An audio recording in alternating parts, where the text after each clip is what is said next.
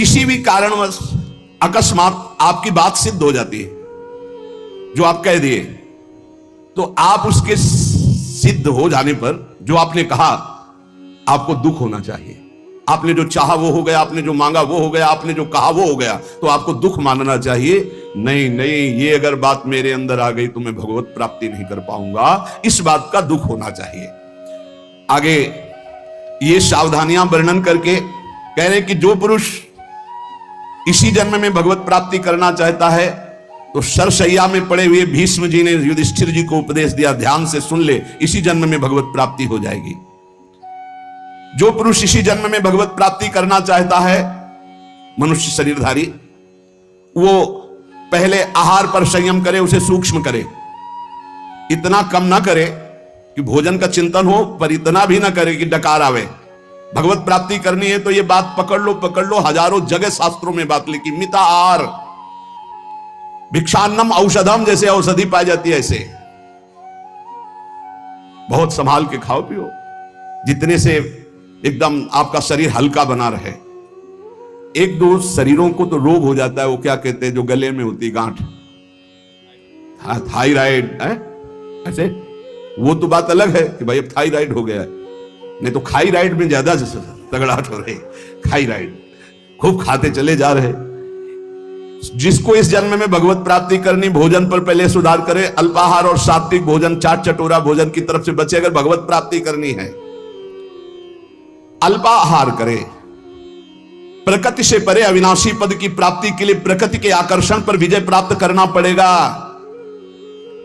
जो साधक घर में रहकर या घर छोड़कर, दोनों साधक होते हैं, गृहस्थी और विरक्ति, जो घर में रहकर साधना कर रहे हैं उनको चाहिए किसी और का ना खाएं, अपनी मेहनत का कमाया हुआ ही भोजन पावे, चाहे जहां जाए, कहीं किसी और का ना खाएं। 10 रुपए का खाया है 20 दे दो, तुम्हारे को भगवत प्राप्ति करना है। कभी ऐसा नहीं कि रास्ते में भंडारा बट रहा है, हलवा बट रहा है, दबा के पा लिया, चलो यार कम से कम बचे तो 100-200 रुपए, नहीं बचे नहीं, जिसके लिए आए थे वो सब ले गया। वो गृहस्थ आदमी को अगर किसी का पानी भी पियो तो 5 रुपया उसको दे दो, 2 रुपया दे दो, नहीं रुपया दे दिया, वहां 2-4 दोना पत्तल उठा करके आसपास से कुछ सेवा कर दो।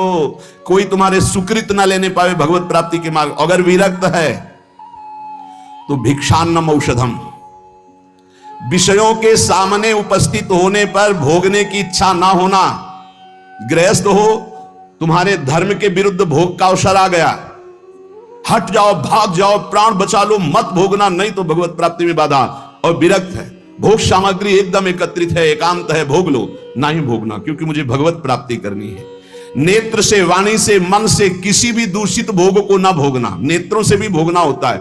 आप मोबाइल में देख रहे हो या छुप के देख रहे हो, ये ऐसा दृश्य देख रहे हो, ये नेत्रों से भोग हो गया, ये आपको नष्ट कर देगा। नेत्रों से बहुत नष्ट हो चुके हैं, नेत्र ही है जो दिखा करके भ्रष्ट हो गए। किसी के सामने ना, तो एकांत में नेत्र से भोग भोगना, वाणी से, मन से, कुल दूषित वार्ता करना, दूषित संकल्प करना, दूषित दृश्य देखना है, भगवत प्राप्ति करना है तो चाहे गृहस्थ हो चाहे विरक्त, बचो इससे। किसी भी प्राणी से अतिवाद करना, बहुत बातें करना, मित्रता बना लेना, वैर कर लेना, यह सब नहीं। भगवत प्राप्ति के मार्ग में ये भीष्म पितामह जी उपदेश कर रहे हैं। किसी के सामने अभिमान भरा वचन बोलना, अभिमान भरी क्रिया करना, अभिमान भरी चेष्टा करना, जैसे अभिमान हो जाता है। अहंकार भरी बात, अहंकार भरी क्रिया, अहंकार भरी कोई चेष्टा ना करे। यदि तुम्हें कोई क्रोध दिला रहा है तो तुम क्रोध ना करके मीठे वचन से ही उत्तर दो। जब किसी के यहां भिक्षा मांगने जाओ तो वो तुम्हें आदर दे तो उस घर में मत बैठना।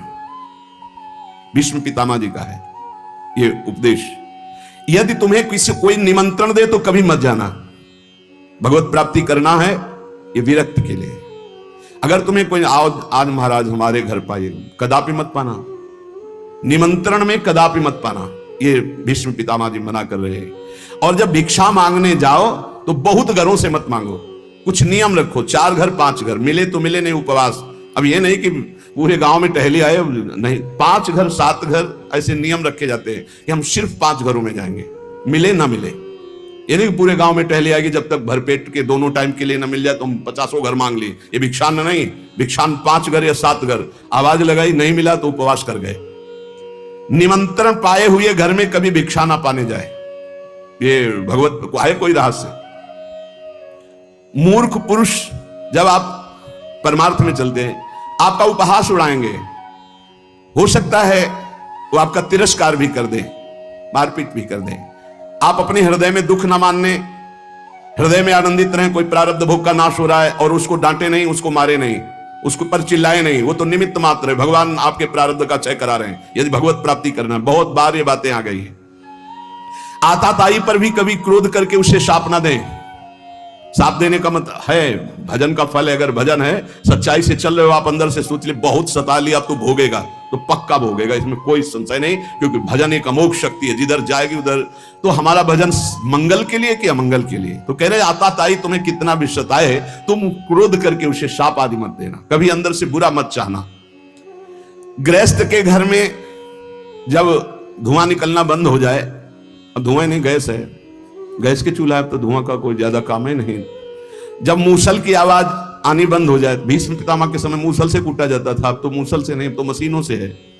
और जब सब भोजन कर चुके तब विरक्त को भिक्षा मांगनी चाहिए, मतलब लगभग 2 बजे। भिक्षा मांगने के पश्चात किसी नदी के किनारे या किसी देवालय में एकांत में बैठकर भगवान को अर्पित कर उसे पाए। गृहस्थ अपने कमाई से पाए, अधिक भिक्षा मत ले। श्री पूज्य सदगुरुदेव भगवान ने कहा कि टुकड़ा या 1 रोटी, बहुत अगर नहीं मिला है 4-5 घरों में, और आखिरी घर में 2 रोटी मिल रही तो बस 2 रोटी, तीसरी रोटी हुई तो भिक्षा नहीं मानी जाएगी। ये सदगुरुदेव भगवान के मुख्य वचन। शुद्ध भिक्षा 1 टुकड़ा, आधी रोटी। बहुत ज्यादा हो गया तो 1 रोटी। अब पता चला कि 5 घरों का आखिरी घर है, उसमें 2 रोटी मिल रही, तो फिर उससे 2 रोटी ले ले, तीसरी रोटी नहीं होनी चाहिए। जो अधिक भिक्षा ले लेता है उसे भिक्षान्न नहीं कहते हैं। ना मिलने पर प्रसन्न मुद्रा में वैसे ही शांत भाव से भजन करता हुआ दूसरे दिन जब अपने समय भिक्षा में जाता है, फिर उसी समय जाए। एक बार जब कोई बैठाल करके द्वार पर सम्मान पूर्वक विनय पूर्वक भिक्षा दे तो उसी समय हट जाना चाहिए, उसकी भिक्षा नहीं लेनी चाहिए। आओ महाराज, आपके तो दर्शन बड़े भाग्य से। ए लाओ कुर्सी बैठा लो, लाओ एक गरम गरम रोटी बनाओ बाप, उठे चल दे। द्वार में अंदर नहीं जाना है, द्वार में ही खड़ा और असम्मान पूर्वक भिक्षा। ना किसी का आसन ग्रहण, ना किसी के मृदु वचन, ना किसी की स्तुति, ना कोई अर्थ। जब रोटी मांगने निकले किसी ने 10 रुपया दिया तो ऐसे कोई भिक्षुक है, भिखारी है इस बात के? नहीं, केवल आचार्य आदेश प्राण पोषण के लिए अन्न, रोटी है तो दे, नहीं तो राधे श्याम चल दिया। सिंहवत व्यवहार। विविध प्रकार के व्यंजनों को न खाए। अरे भाई बहुत विचित्र। भगवान की प्राप्ति के मार्ग में सबसे ज्यादा इस रसेंद्री पर दृष्टि डालो। बहुत विचित्र खेल है, बहुत विचित्र, बहुत सावधान। अब आज का जो वातावरण है, बहुत भोजन के लिए बहुत आगे चलकर और अव्यवस्था हो जाएगी। कैसे भजन होगा, कैसे भजन होगा? भगवान को अर्पित करके दाल रोटी खाओ, खूब हरि के गुण गाओ। अगर इधर उधर खान पान करोगे तो हम पक्का कह सकते हैं भजन तो नहीं हो सकता है। भजन का नाटक भले आप कर लो, भजन का नाटक कर सकते हो। भीष्म पितामह जी कहते हैं कि जो विरक्त भाव से भगवान के मार्ग में चले हैं, वो किसी उजड़े हुए खंडहर में या देवालय में या वृक्ष के नीचे या किसी संत का बनाया हुआ स्थान, उसमें वास कर, स्वयं का कुछ नहीं होना चाहिए। अपने शरीर निर्वाह केवल करना है, बने बनाए बिलों में वास कर लिया। घर गृहस्थी के यहां नहीं, विरक्त को घर गृहस्थी के यहां शयन नहीं करना चाहिए। हम भ्रमण किए और बड़े संतों का संग किए तो हमने देखा कि गांव के बाहर स्कूल, मंदिर या किसी बट वृक्ष के नीचे या भगवान शंकर का छोटा मंदिर, वहां घरों में गृहस्थों के सैया पे शयन करोगे और खूब भजन नंदी बनोगे तो सिद्ध ही हो तो प्रणाम, नहीं साधक है तो चौपट हो जाएगा। क्योंकि परमाणु वहां है, वहां गृहस्थी के परमाणु। घर गृहस्थी में बस मधुकरी मांगी हो बाहर। बहुत सावधानी की जरूरत है। भीष्म पितामह जी कह रहे हैं विरक्त को अपने मन को अचल और स्थिर करने के लिए कहां शयन करे? वृक्ष के नीचे, उजड़े हुए खंडहर, देवालय, ऐसे बाहर, या किसी संत का जहां साधु समागम।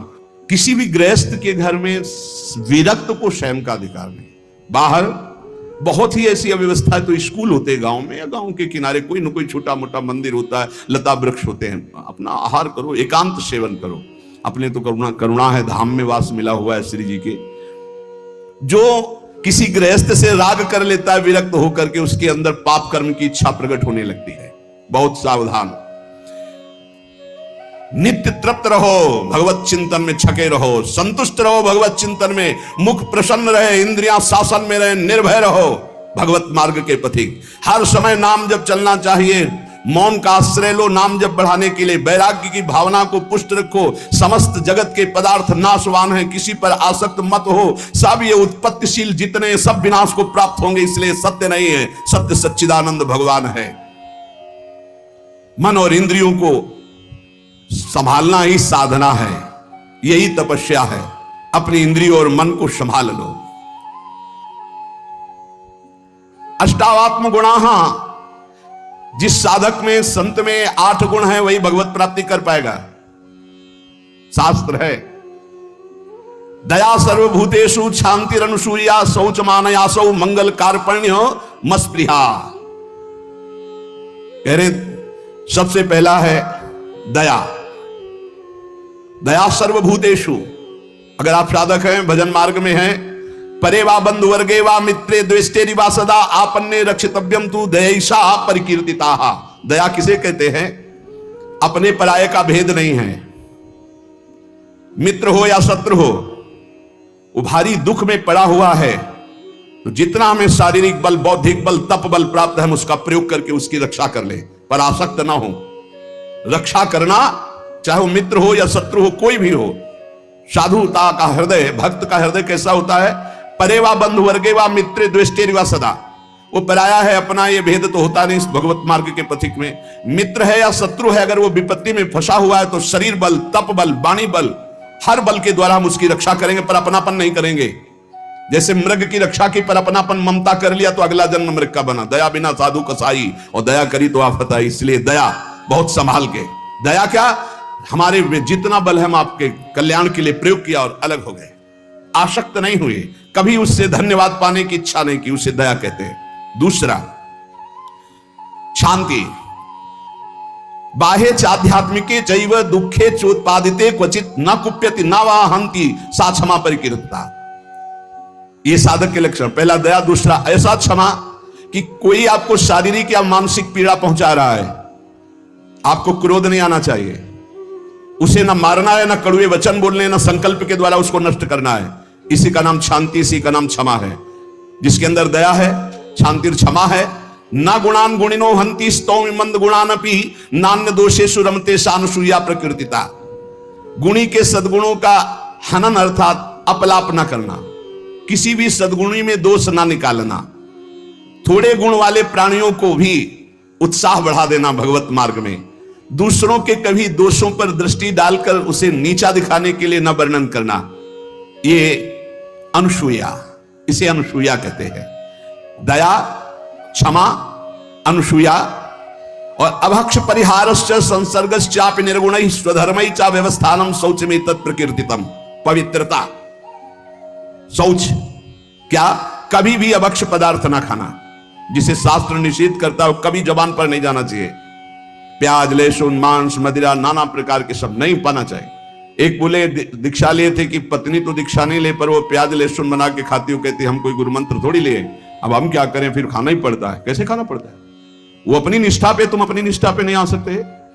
अपनी निष्ठा पे आना पड़ेगा, या वो बदले या तो तुम बदलो। तुम कंठी तिलक लेकर बदल गए कि तुम प्याज लहसुन खा रहे हो, पत्नी खा रही इसलिए नहीं भाई। दोनों हैं, एक ही जगह भोजन बनना है तो एक को तो सुधरना पड़ेगा। या तो फिर आप अपने लिए रोटी ले लीजिए और नमक से पा लीजिए। जय दिन आप नमक रोटी पाएंगे तय दिन उसका हृदय जलेगा और उसको सुधरना पड़ेगा, प्याज लहसुन छोड़ना पड़ेगा। लेकिन जो गुरुमंत्र लेकर के अभक्ष पदार्थ खाता है वो अपवित्र बुद्धि हो जाती है, भ्रष्ट बुद्धि हो जाती है। इसलिए बहुत सावधान। हमने कई बार प्रार्थना की कि प्याज लहसुन तमोगुणी है, वो भजन में बहुत बाधक है, इसलिए उसको कदापि नहीं पाना चाहिए। अभक्ष परिहारश्च, बासी भोजन, दूषित भोजन, ये अभक्ष जो पदार्थ बताया गया है उसे नहीं पाना चाहिए। दुर्गुण रहित प्राणियों का संसर्ग नहीं करना चाहिए। पवित्रता का मतलब केवल स्नान ही कर लेना नहीं है। अभक्ष पदार्थ नहीं खाना और कुसंग नहीं करना, कुसंग भी अपवित्रता है। और स्वधर्म में दृढ़ रहना, इसी को पवित्रता कहते हैं। पवित्र भोजन पाना, सत्संग करना और स्वधर्म में दृढ़ रहना, सच्ची पवित्रता इसे कहते हैं। शरीरम पीड्यते येन शुशुभेनापि कर्मणा अत्यंतम तन्न कर्तव्य मनायासा च उच्यते। जो श्रेष्ठ भागवतिक कर्म के लिए अत्यंत कष्ट सहता है उसको अनायास तपस्या कहते हैं। भारी से भारी कष्ट को सहने के लिए तैयार है। बुखार है लेकिन हमें सत्संग में जाना है, शरीर पीड़ा में है लेकिन हमारी दिनचर्या है, हम प्रभु के दर्शन करेंगे जाके, हम सत्संग सुनेंगे जाके, हम अपने प्रभु की सेवा करेंगे, ऐसी होनी चाहिए।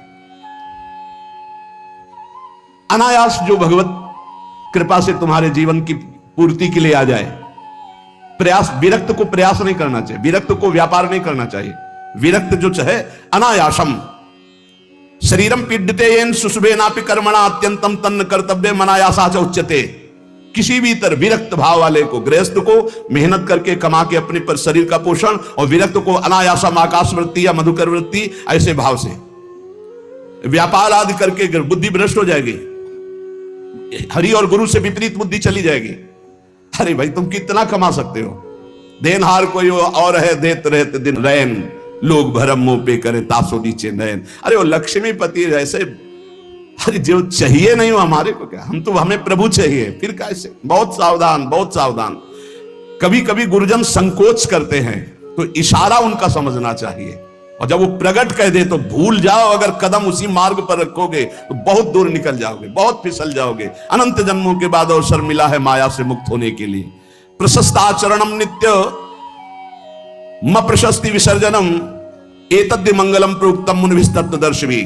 सदैव गुरुदेव के उपदेश और शास्त्र सम्मत कर्म करना चाहिए, कोई भी अशुभ कर्म नहीं करना चाहिए। तत्वदर्शी मुनियों द्वारा बताए हुए मार्ग से सदैव मंगल होता है, इसे मंगल कहते हैं। स्तोकादपि प्रदातव्य मदीने नान्तरात्मना अहन्यानि यत्किंच कार्पण्यम ही तत् स्मृतम। अगर थोड़ी वस्तु मिली तो प्रसन्न रहो, अधिक मिली है तो प्रसन्न रहो, किसी भी स्थिति में असंतुष्ट मत रहो। प्रसन्नता ही सबसे बड़ी उपलब्धि है। संतुष्टायन केनवा, हर स्थिति में प्रसन्न रहना सीखो। मंगलम और अकार्पण्यम और अस्पृहा यथालाभे न संतोषा कर्तव्यो हृथ वस्तुना परस्याचिंतित्वार्थम सा स्पृहा परिकीर्तिता। कभी दूसरे से इच्छा मत करो, कभी दूसरे के वैभव की याचना मत करो। जब प्रभु को आपको देना होगा तो बिना मांगे दे देंगे। संतोष धन धारण करो, अस्पृहा। ये जिसमें होते हैं उसे भगवत प्राप्ति होती है। पहला है दया, दूसरा है क्षमा, फिर तीसरा है अनसूया, चौथा है शौच पवित्रता, फिर अनायास जीवन की पूर्ति, और मंगल कार्पण्य और स्पृहा रहे। ये दीनता नहीं होनी चाहिए भोगों के लिए, किसी से इच्छा नहीं होनी, और निरंतर भगवत चिंतन। अब कह रहे हैं कि ये 10 बातें भगवत मार्ग के पथिक को त्याग देनी चाहिए। परद्रव्येष्वभिध्यानम, दूसरे के धन का अपहरण करने की वृत्ति, चाहे विरक्त हो चाहे गृहस्थ हो। परद्रव्येष्वभिध्यानम मनसानिष्ट चिंतनम, जो मन से भी दूसरे के धन का चिंतन करने लगता है तो खुद उसका अनिष्ट शुरू हो जाता है। शास्त्र की बात मान लो, जिम हरिशरण ने एको बाधा, सुखी मीन जहां नीर अगाधा। तुम भगवान से विमुख होकर जीत पाओगे।